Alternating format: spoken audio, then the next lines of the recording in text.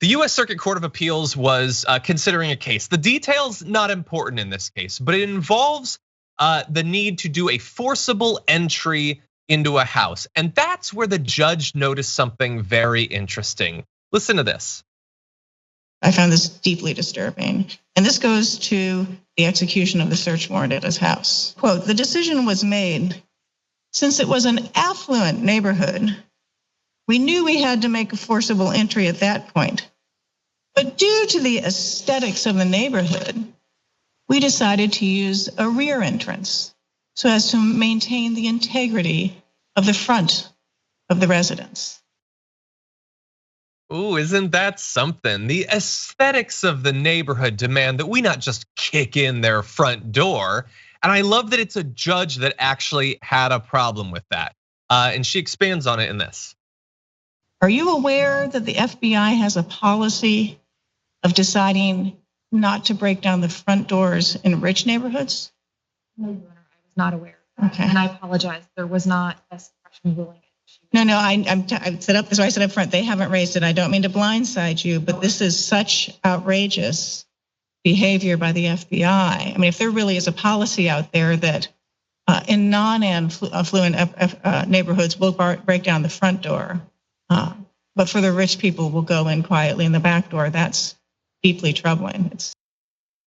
That is deeply, deeply troubling, which puts it in common with every other thought we've been forced to have about the justice system in the United States. Not surprising when you think about it though, Francesca, is it? That, yeah, they're gonna be a little bit more understanding of the front facade. And we don't wanna make a scene that would make the richies uncomfortable. And that door might be an antique, it's super expensive. And so they decide to go in the rear instead. Oh my God. What would the Garrisons think about that on Christmas? Suppose they wanted to do the pageant here. Why, I never. Like, they're just so messed up. But then when it's like a low income neighborhood, oh, no. Yeah, that door, that's your door. That's already, you own that door. Like, you just ruin it. By the way, like, do people actually get restitution when their homes are destroyed? To say nothing of their own lives when the FBI or the police raid them? Yeah, not so much. And by the way, I decided to look up how much does it cost to have a door replaced? And the minimum is generally expected something like $400 to have someone come in and replace the door. And it's easy to do a lot more damage when they're battering down the front of your house.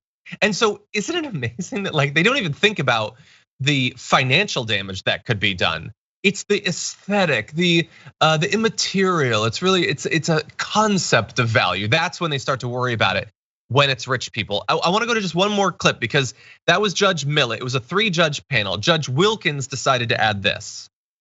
I was a public defender here for 10 years. I can't tell you how many times my clients had their front doors bashed in.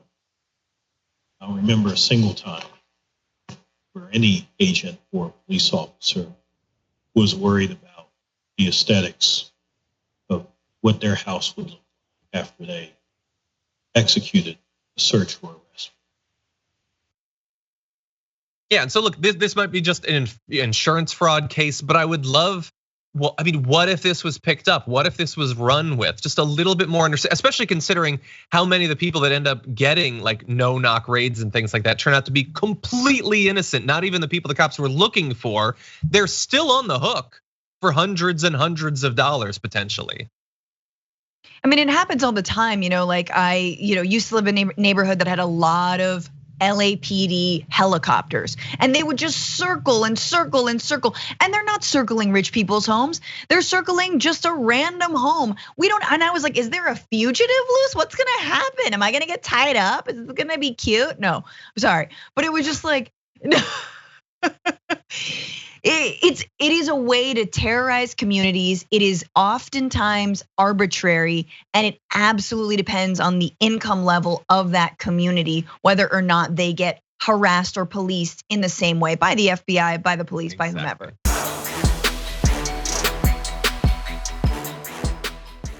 Check Check out the Damage Report podcast each day, wherever you get your podcasts, whether Pocket Casts or Stitcher or iTunes. You can join me as I give you the news and stories you want, with a range of co-hosts and interview guests jumping in on the fun each day. Again, that's the Damage Report, wherever you get your podcasts. And if you get them at iTunes, don't forget to rate and review. Sometimes I'll read them live on the show.